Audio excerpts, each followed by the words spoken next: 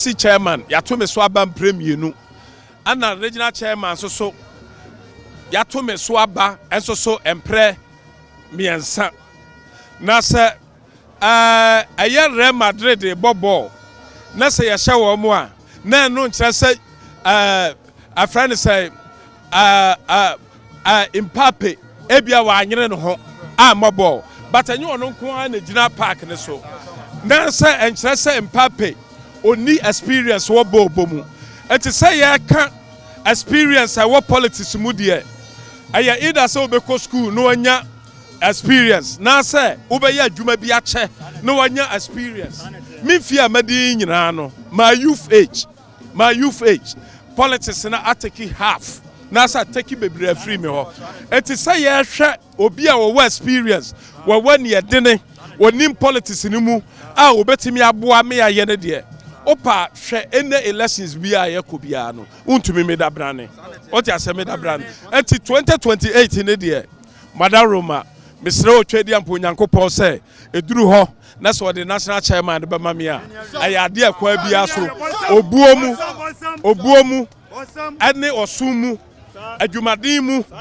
ane mpaibo mu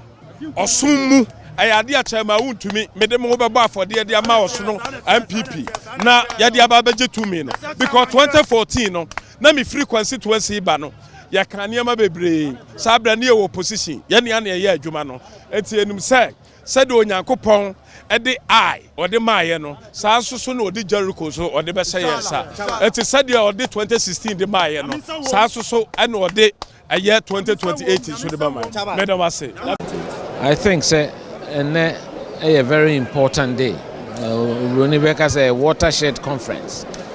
because Nshishe be a SCA a beboa party no nebema party no ejina pintin and no one asem na yeka me bompa yesterday delegates no say the National Council G2 mu no say me the proposals because say nka yebenya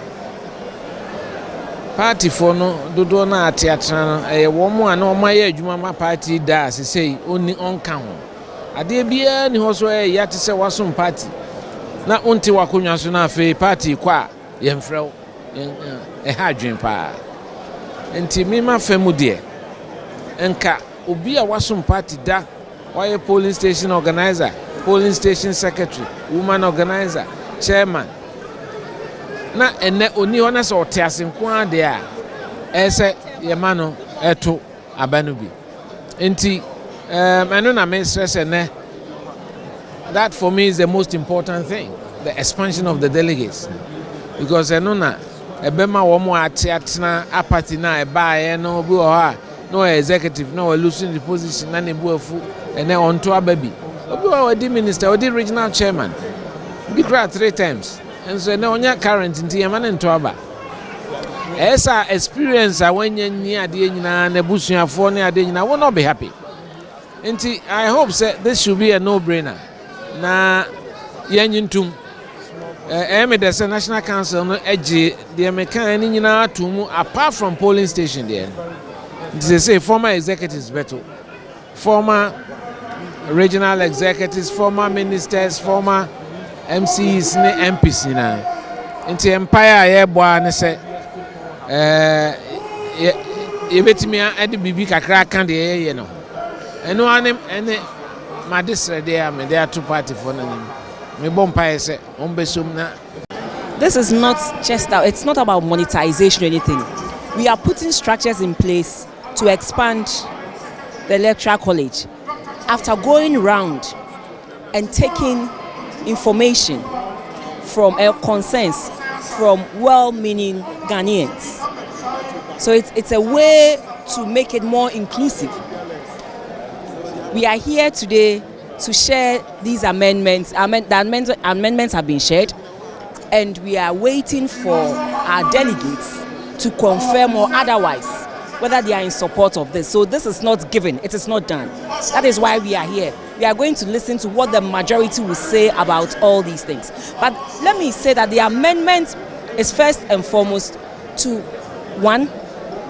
learn from what we did in the past that did not go well with us. and how to make the party more inclusive and fit for purpose, so that in 2028 we'll be in a very good position to recapture power from the NDC. That is the main thing. We want to make our party more attractive. We want to make it more inclusive. So what our delegates will tell us today, what the majority will say today, is what we will take into consideration. It is not given. That is why we are here, and we are waiting for what our delegates will tell us. Whatever they tell us, we will take it to heart and work with it.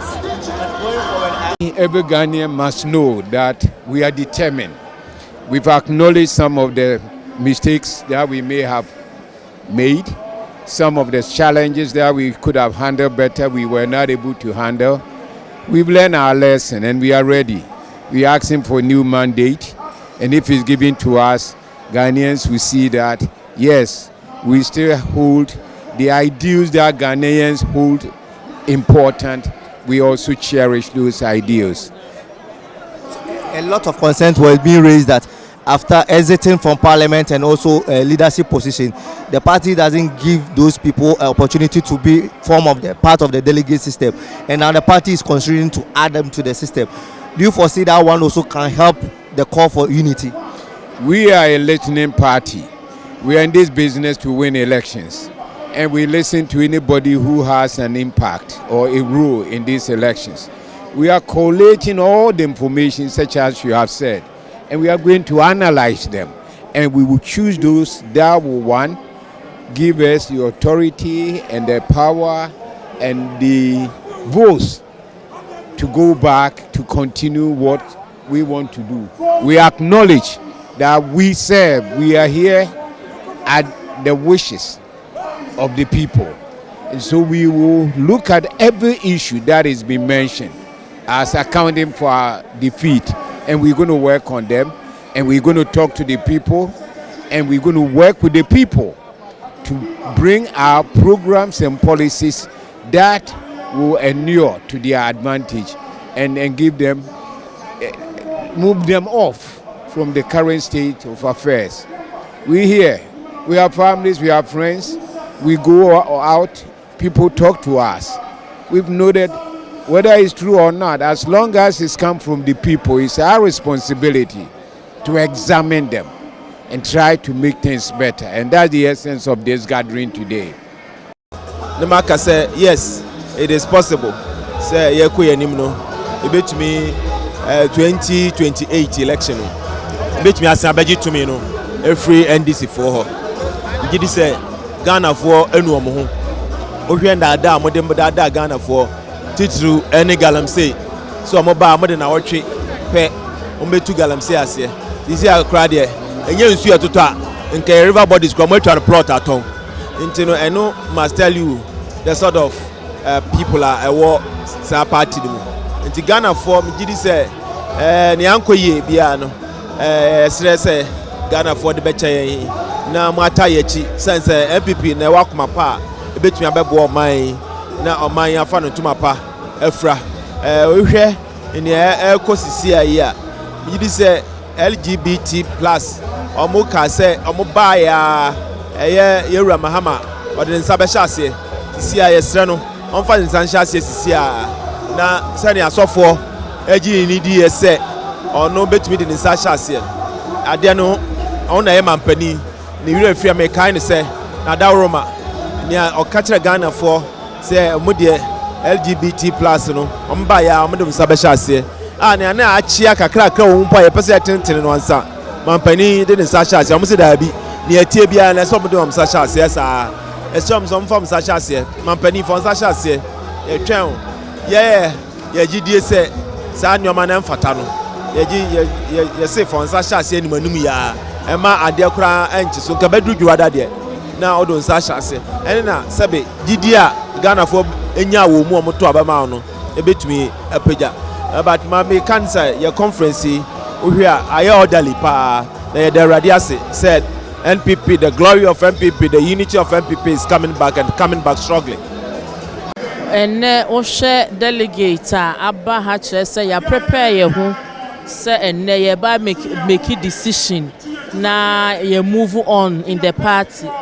Oje me nko amajo ntwa nka me hu ni say early congress anase ye bekwa akwa ye fra bear and term no ade a memepene so because ɔhwɛ party na this unity a any party ni mo ne ntetimu party A party B party C no say ye a candidate in tema ye nyina yɛbɛka abom as unity ni aye adwuma boa ma party no aba power 20 and they say ya prepare bibia di adanse say yɛbɛka no brofo kasem say all hope is not lost yɛbɛka kyerɛ say wo hwɛ nipa agyina nyina ya prepare ye ho say 2028 yɛbɛgye to me free NDC for nsɛm ora me da sepa